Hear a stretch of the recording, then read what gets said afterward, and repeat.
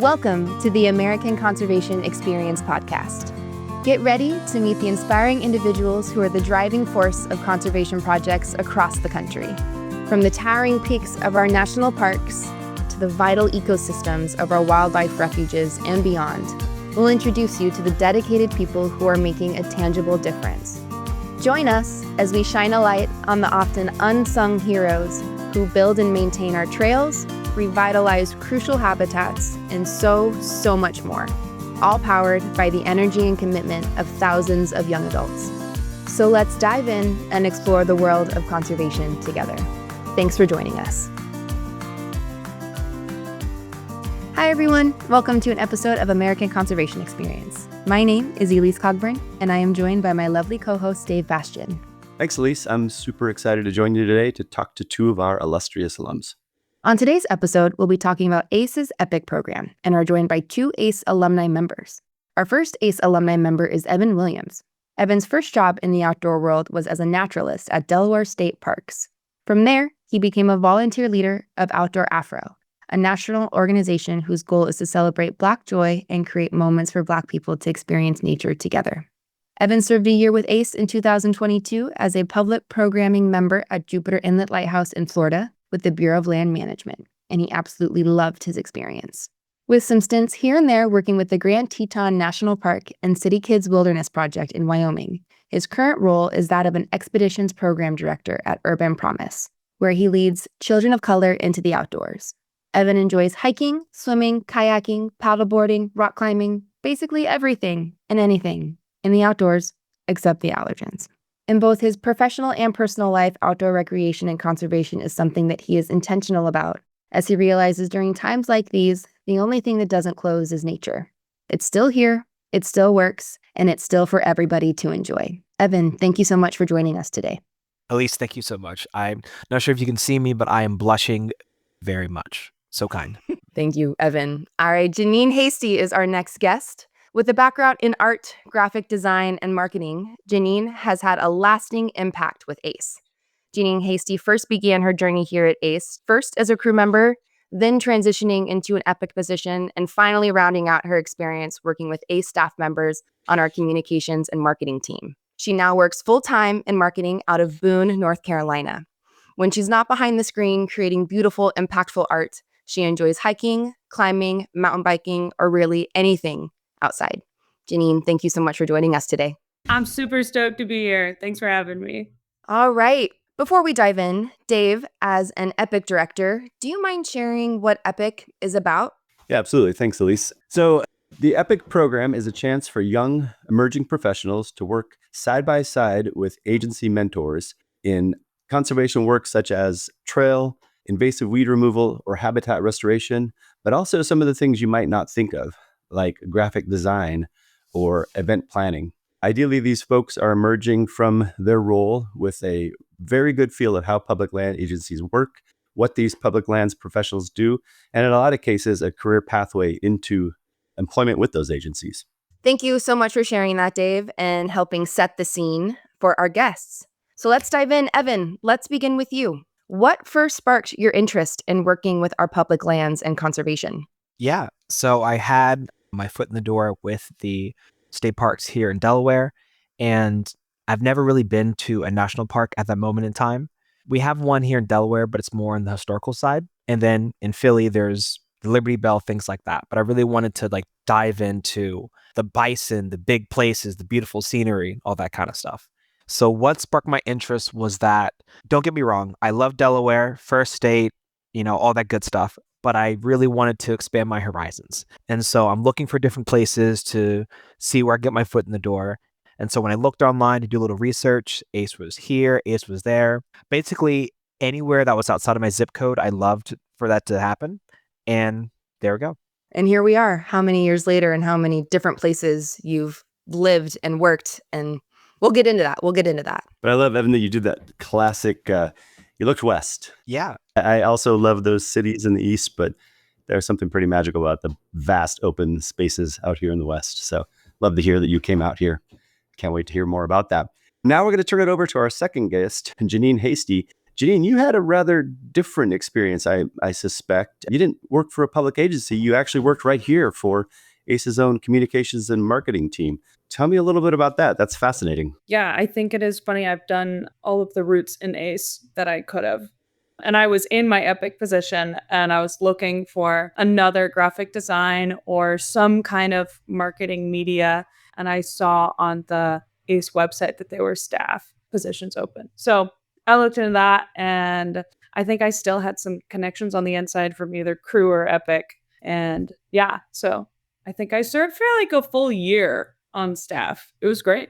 Yeah, I think you were with us on the marketing team for a little while. And like I mentioned in your intro, had some lasting impacts on ACE that will definitely continue on well after our time here. So I just really appreciate that, Jeanine, and your experience here at ACE. And also, like you mentioned, you haven't done just an Epic position, but you've also done crew in a staff position. And as we've heard in another episode of ACE, we kind of give a little intro of what crew is about. And here we're going to talk about Epic. So as an Epic division director, I have a good sense for kind of my side of the program, everything that goes on as we gear up for an intern to be in the field. But I'd love to really dive into what actually being an intern is like and hear some stories from the field. Evan, what did a typical day look like for you at Jupiter Inlet Lighthouse? Yeah, so for what it's worth, there were also 2 other interns there that were doing crew and not Epic. So my day differed from them, and I'll tell you about that. So my day would start with me waking up, beautiful Jupiter. If you haven't been before, you have to. It's just gorgeous. So I'd wake up, and then I would do my long commute, which was 1 minute next door, because that's where the office was. And I typically did social media. So I would go around with a camera, with video, and just record what was happening around us. So it could be bird watching. Sometimes it would be maybe me on a paddleboard getting like a nice, oh, it was so nice, just a beautiful view of the area. And while I did that, I saw the crew, ACE individuals, weed whacking, mowing the lawn, a lot of just like hard, laborious stuff. And I'm like, man, gotta love the AC. And so that was kind of my day. It really was just getting a chance to see what was around me and then seeing how that could be interpreted for people that weren't here on site, if that makes sense at all.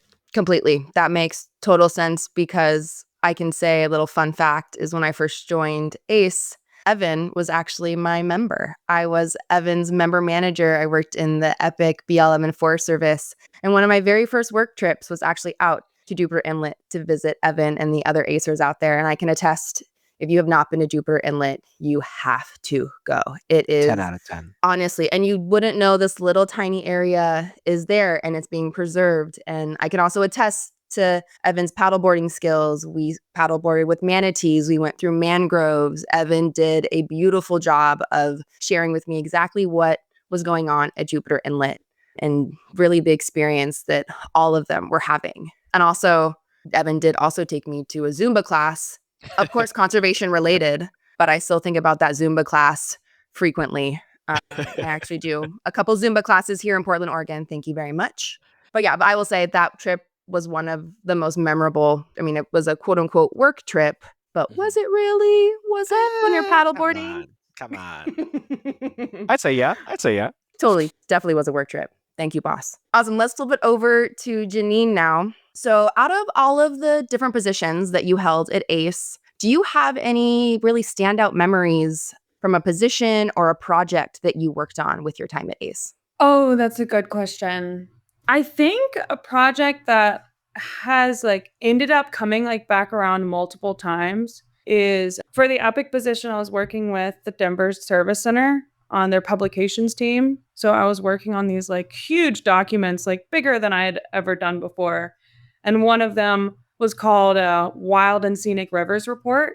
And it was like Alaska No Attack River. And that's like, I'm in North Carolina. It's wildly different side of the country, but it was super cool. And like, I didn't expect to like learn so much about that river in even doing like the layout design. So I'm going to come back to it. But in Western North Carolina, the hurricane hit here. And so we've been looking for like if our rivers are still healthy. And I still think about it, reading all about indicator species in this Wild and Scenic Rivers report. And I still think about that now when I get in the river post-hurricane of that bit of the report that I read over and over and over again because I'm designing around it.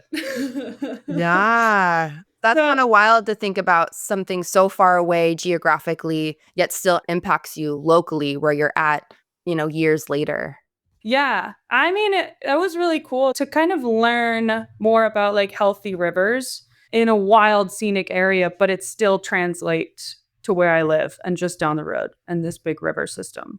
That's cool. It was more, yeah, it's like lasted more than I thought it would from that epic position. Yeah. Speaking of that, did your experience with ACE and our programs change your perspective on public lands or communities, especially living and witnessing the hurricane? Did your perspective change in any way? Oh, big time. I mean, I had never had exposure to it, to like public lands and also just like working outside like that and being exposed to kind of like new knowledge base. So when I joined crew, it was kind of just a shot in the dark. I had no idea what I was doing. I was confused in graphic design. I didn't really love the college I was going to. And I joined crew, and it just feels like it opened up this whole world of really cool people, fun community, and super interesting work that like feels good in your body. So it feels like it just opened up like a whole world to me. That's so fantastic. This is such a testament to something that's really near and dear to my heart. That is that it takes all kinds of people to be involved in public lands management, but also all kinds of work. I mean, we all love the trail work and the habitat restoration, but we need graphic design, we need education, we need storytelling. Public lands needs all of it. And I think what we're hearing today really that's a great testament to that fact. To continue on with that, Evan, what skills or values did you walk away with from your time with ACE that is helping you in the really important work you're doing today? Yeah, so I think one of the skills that I really honed while there in Jupiter is the fact of telling, I kind of spoke with this a little bit before, but telling a story to people that aren't there on site. So the reason why I got chosen for the Jupiter job was that I was doing social media and public programming here in Delaware. And this was especially during COVID. So a lot of people weren't really coming out to the parks and things of that nature. And so there was a strong push for digital content. And so for about a year and a half or so, I was doing a lot of that work, telling the story. It was like hikes with Evan. So I'd go in the woods and I'd do this and do that. And a lot of people commented, me and my Meemaw love this and all this other kind of stuff. And mainly what it really was is that there was a hospital here in Delaware, Nemours Hospital, and there were a lot of bed-bound individuals, and they weren't able to go outside and do these things. And so by providing them with the video content, I was able to kind of have them be with me and do worksheets and things like that. So that was before Jupiter, and Jupiter kind of like really gave me the avenue, the experiences to expand upon that. So I think one of the things that I did in Jupiter is, I have to ask Peter DeWitt, but I believe I'm a hologram in some program. I think it's like a hologram for like, I don't really know. But Yes, if you, Evan yeah. is a hologram. I can confirm that Evan is a hologram in Jupiter Thank Inlet you. Lighthouse. Thank you.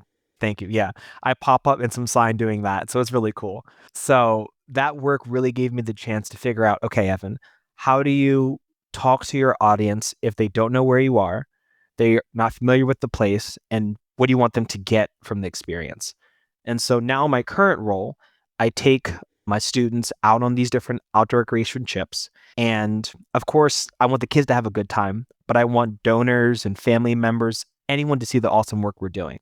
So I try and record, take pictures, present it in a way that not only do we get eyes and ears on what we're doing, but people really know that it isn't just, oh, we're hanging out in the woods for a couple of days, but we're really building these kids up, making lifelong memories with them, and hopefully whether it's planting seeds and then later on seeing those seeds grow.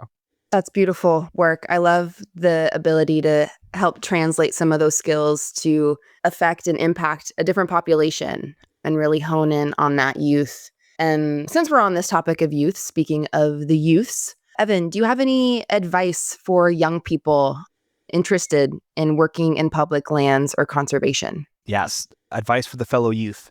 I would say it really is just, it's a lot more than what you think it is. I think that my initial thought process was you have to like outdoors or you're going to be doing trail maintenance or this and that. But it's a lot more than what you think it is. So whatever skills and things you have, whether it's educating people or graphic design or anything along those lines. Working in public lands, it can really open up doors for you. And also, I think what's cool is it really expands your worldview because you're getting a chance to work with other people, meet other people who could come from around the entire country. And I know for myself, it made me grow as a person. One of my friends was from like Upper New York. Another person was from Raleigh, North Carolina. Other people who I worked with that were there, so on and so forth, just from different places. And so meeting them, learning from them, it was just really having a lot of like mini mentors. And I really appreciate that for where I am now. If someone's looking to kind of get into that public lands field, I would say just dive right in. Don't be scared. And you always regret not doing something rather than trying it. Yeah, you're speaking my language, Evan, because I think if I was going to try to distill what you're saying down into one message, it is you belong in public lands. You don't need to be that trail boss hero. If you have a story to tell, public lands need you. Public lands wants you. Everybody belongs. I love that. That is so fantastic. Thank you for that. Thank you. So let's shift over to Jeanine. Jeanine, I want to hear, what are you up to now? I work at a marketing agency now. It's very local. So I live in like kind of a small town area. So I'm able to work with other really small businesses and kind of bolster them. Some of it still has to do with conservation. Like we work in some ecotourism.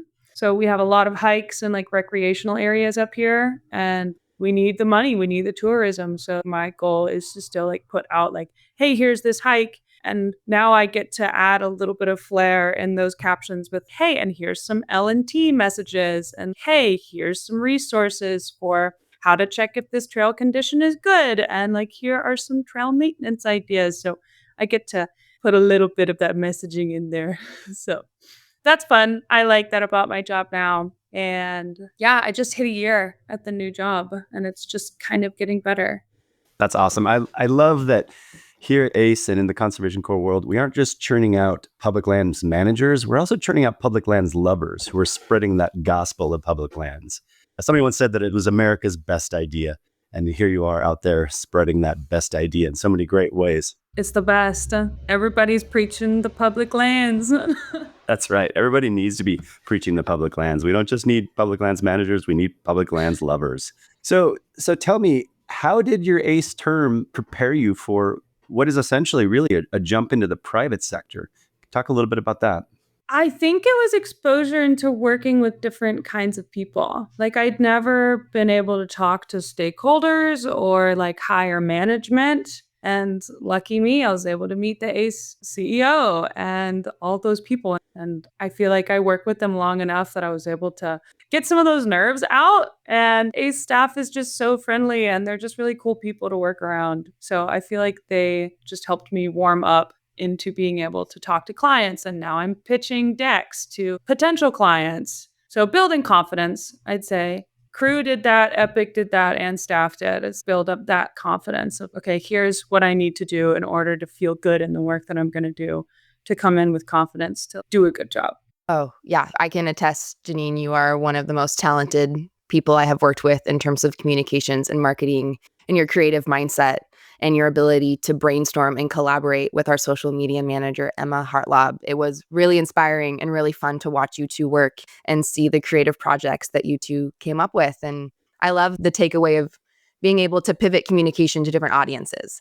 I think that's a skill that a lot of folks here in the communications marketing, as I work within the communications and marketing and outreach realm, that skill of pivoting conversation and what you said, Jeanine, to gain that confidence to step into a room with the CEO, the chief program officer, the chief marketing, to be like, hi, here are these ideas. Here's what I think we should implement. And having that confidence to continue that work, I think is really impactful and really inspiring and exciting to know that folks can get that kind of experience even in the beginnings of their career. They don't have to work in an industry for 10, 15, 20 years for them to be exposed to that kind of communication and those kind of levels and experience. And I can attest to my own experience here at ACE, having the availability and the approachability, if that's even a word, of our C-level suite and being able to have conversations with people higher up and learn from them. I think that's a really unique thing that ACE has a part of kind of our structure of our organization. Yeah.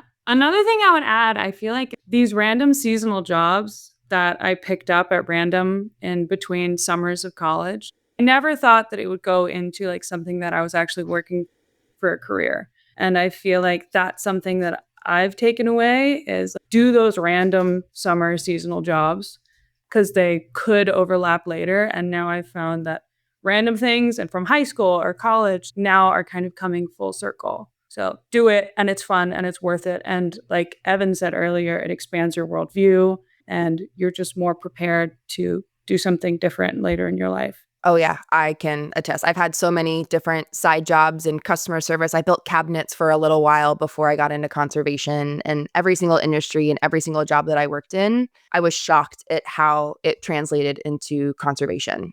And honestly, if I pivot outside of conservation and public lands, I know the skills that I've gained here at ACE as a staff member and just working with other members will then be able to be transferable and pivot elsewhere, which I think is, again, very unique about kind of this little section of our industry within conservation environmentalism. I feel like you don't get that too often, maybe in some other industries, I'm sure, but not too often, which is really neat and exciting. Yeah, absolutely. All righty. So I'm going to switch things up a little bit. I'm going to call this a rapid fire or wildfire round if we're sticking with conservation themes. Here, I want to shake things up and ask some fun questions to our guests. And I'm actually going to also include Dave in this because I want to hear some of these answers from Dave. I feel like he's got some good answers. So rapid fire, here we go. I'm going to start with Jeanine first. Jeanine, what is your favorite park, public land or outdoor space, and why? I think probably the Tetons. They have this special place in my heart as I was able to visit there as like a 17-year-old and then again as a 20-year-old and then as a 23-year-old, I was able to climb to the Grand. And like that just will always have like a special place in my heart of like cool, but never as like an 18-year-old that I think. And it's because of like exposure to it. And then every time I went, I was able to do a little bit more research to be able to do that. So it's epic. Who doesn't like the Tetons? I don't know. I would love to actually pose that question on the internet. Actually, maybe I won't, but I would love to know who doesn't like the Tetons. Hold on. I want to go back. Did you climb the Grand? Is that what you just said? I love rock climbing. The Grand is on my bucket list. How was that experience? People out west are built different, I gotta say. Because we were out there for 2 nights and like we met other people on the trail. And the most common thing was, oh, you're here for 2 nights? What are you going to climb tomorrow? And I was like, are you kidding me? I came out here for this trip. Like, This is it. This is it. This is it. This was my plan. And it took us like 19 hours. And if you were to tell that to an avid climber out west, that they would be like, why would it take you that long? You were just soaking in the views. You were just taking your time, smelling the flowers, soaking in those beautiful views. Have you ever been behind on the Tetons? The lakes that are behind are just this vibrant blue that I've never seen before in my life. It's gorgeous. I'm glad you took your time because climbers, we like a good type 2 fun. And climbers are a type 2 fun kind of group, maybe type 3 sometimes. Really enjoying the moment and really being present. I love that that was your experience. And even to build on it, right? To build the memories, build the experiences, build a perspective of like, wow, this is how I have changed in the last couple of years. And now I'm revisiting this place as a different, maybe a more evolved version of myself. I love that. Actually, fun fact about the Tetons, I ran into Evan in the Tetons. Was it the summer after your ACE Epic internship or 2 summers? Yeah, I was leading. We had a queer inclusive crew, and I have a background in guiding. And so I was fortunate enough to lead our queer inclusive crew on a week-long backpacking trip in the Tetons. And I'm just walking around the campsite, just minding my own business, just checking out. And then I hear this laugh. And I know, wait a minute. I know that laugh. There's no way that's Evan. There's no way that's Evan. And then I walk over, and Evan is just surrounded by beautiful, tiny little humans and kids all laughing and joking. And I was like, Evan Williams? We're not in Florida. What are you doing? And it was just a lovely full circle and just a moment to also see also Evan in action in terms of being able to translate some of his skills to kids. But anyways, the Tetons are a very magical place for me personally, and it's a fun connection with Evan as well. Not to steal from that, Jeanine, but it was just a very last minute. I was just like, wait a minute. I know that laugh. I know that human. wait a minute. That's why they're awesome. The Tetons are the best. Like, that's what they're meant for. Exactly. All right, next question. Dave, what's your go-to trail snack? I would have much rather talked about my favorite park. I should come up with some great trail snack, but honestly, it's probably coffee. Okay, I guess that counts. Are you like a black coffee drinker? Are we instant? Are we Nescafe? What kind of coffee are we drinking? Are we like Starbucks Via? Are we fancy? No. I get my beans delivered to my door and I grind them myself every morning. That's fancy. Okay. It's fancy. Yeah, I take my coffee pretty seriously. All right. It's my favorite trail snack. That actually, knowing a little bit about you, Dave, that actually tracks. That makes sense. And just for fun, also, what is your favorite public space, natural area, river? I know you're a big rafter. I do love the Tetons deeply, but I'm going to have to go with the Grand Canyon. I think every person on this planet needs to see the Grand Canyon at least once in their life, and they need to see it as deeply as possible. That may just be strolling to the rim and looking down. It might be doing a hike below the rim, or if they're really lucky, it might be a multi-day river trip through the Grand Canyon. But I want them to see it as deeply as they can. Oh, yeah. I remember my first time at the Grand Canyon, and I thought it was a mirage. I thought that if I put my finger out there, then it would all kind of wiggle and go away. I could not. It was so hard for my brain to fathom that this is what our Earth was, that the Earth and water created this. And it was beautiful, mind-blowing, one can say. Mind-blowing. Evan, let's rapid fire to you now. What has been your most unexpected wildlife encounter? Okay. So it would be in Yellowstone. I was with the kiddos, and there were grizzly bears in the morning that were just kind of strolling through our camp. And mostly everyone else was like leaving. Rangers had like the little like not like a shotgun pellets, but like making noise for them. And I think I was just in leader mode because I wasn't like, hey kids, let's go and whatever. I'm like, okay, so you wanted cheese on your quesadilla? Did you want chicken? And I just kept cooking. I'm like, what are you doing, dude? Like hindsight, this is not what you're doing. But in my brain, I think I called the grizzly bear over like, that smells good. I want some of that. So it was such a core memory for me. And I think for the kids too, that one of the kids wrote home to their parents about all the good stuff. And the parent wrote back and said, I don't know what you did to my kid, but he tells me this story. And the title of the subject line for the email was The Bear and the Quesadilla. So I think that's my movement right there. Bears in the morning with quesadillas. I have a visual, and I like the visual that's in my head right now. Just a bear just eating a quesadilla. I love that. They were good.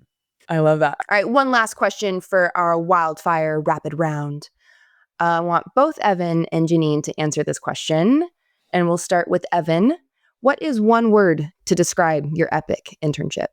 That's a good question. I might need a moment because my first thought was the word hot.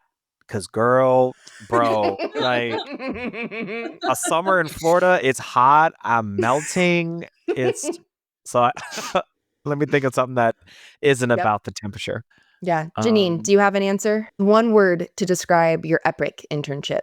Technical. Yeah. I had never gone that deep into InDesign before. And InDesign is crazy. Yes, it is. Can attest. I will probably never go that deep into InDesign again. I love that. And Evan, have we come up with a word? Yes, a word besides hot. I think it was, I want to say the word limitless, if that makes sense. Or, yeah, right. Limitless, okay. maybe uncaged. But the reason is because there were only 2 full-time workers there at Jupiter. And it was me and 2 other interns. And so I'd say, hey, Peter, I want to make a video for the 4th of July. And I kind of want to make it to be a musical based off of Hamilton. Is that okay with you? And he said, yup, go ahead. So somewhere in the archive, you can hear me singing a lovely Hamilton parody of The King. It's good. I'm not going to lie. I'm pretty proud of it. Lin-Manuel would be proud. Oh, he would. Hopefully he doesn't sue me. But yes, so that would be one day. And another day, I make a video called Getting Lost with Evan, and it's me lost in the woods eating tree bark. So like I was really allowed to do anything, but it was the context of like I'm exploring this area. I'm doing so many things. And so I just had so much fun. I'm going to do a deep dive after this. I'm going to find it.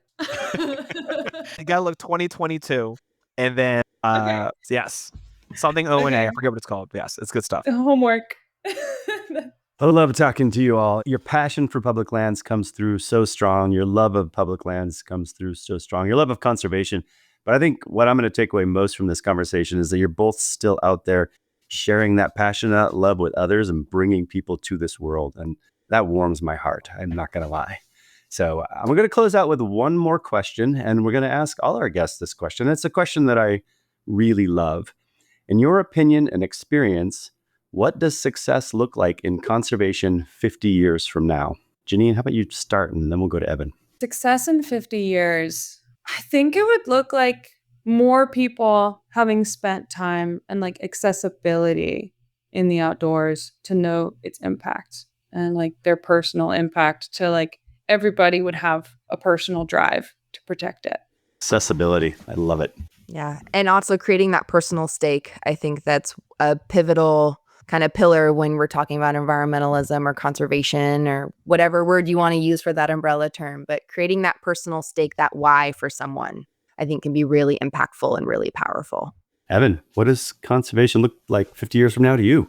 So I'm thinking that conservation 50 years from now, that it could be, I want to say like the answer to many people's problems. So for instance, let's say if I was sick and I went to the doctor, instead of getting prescribed this medicine, I'm prescribed a hike in the Tetons. Or instead of a kid getting detention, he is told to, hey, go on a paddle or something like that. So I think I would really like for the natural world to be more involved in the day-to-day lives of people, that they have a chance to reflect, to make memories, things like that. And that spaces are readily available, whether it's close in access to, there isn't like a lot of feeds or things attached with it, but that nature is maybe the answer. I love it, especially we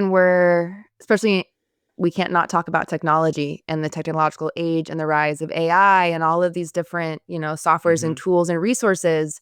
But I think getting back to our literal roots and getting into the outdoors can be a very healing and positive impact. I would love to see both of those in 50 years. I would love to be able to have that incorporated in the same way that we check our phones for X, Y, and Z. We go outside for a walk or a hike or something. And that, to both your points, that it's accessible, that people can access this. And the great thing, though, is based on both of your works, even if, a person might not in that moment have accessibility to the work that you've done in the past with digital marketing and social media, can help expose people and share with people who might not have that physical access in the moment, but can potentially hopefully look forward to that in their future, which I love. This just encapsulates everything that ACE is about, everything America's public lands are about, and everything our love for these places is about. So thank you both. Thank you so much. Thank you both. Thank y'all for having me. Evan, it's been so fun to meet you. Yeah, no, likewise. You're so cool. Eloquent. You're super cool. I didn't climb the Grand. I climbed most of the Grand. So kudos to you. Yeah. I don't know. Count it. East Coasters. It counts. What? We represent. Wow. What a conversation. I cannot thank you both, Evan and Jeanine. I'm selfishly, personally so grateful that I was able to work with both of you on your career paths within conservation. And I'm so excited to see what you both do next, because I know your paths are just beginning. So thank you very much for joining our conversation today. I really appreciate it. Thanks for joining us. Stay tuned for upcoming episodes and subscribe to our podcast on your favorite platform. Also, be sure to check out our website at usaconservation.org. Thanks again for listening, and we hope you'll continue to be part of our journey as we go behind the scenes with the dedicated individuals working tirelessly to protect and preserve our natural wonders.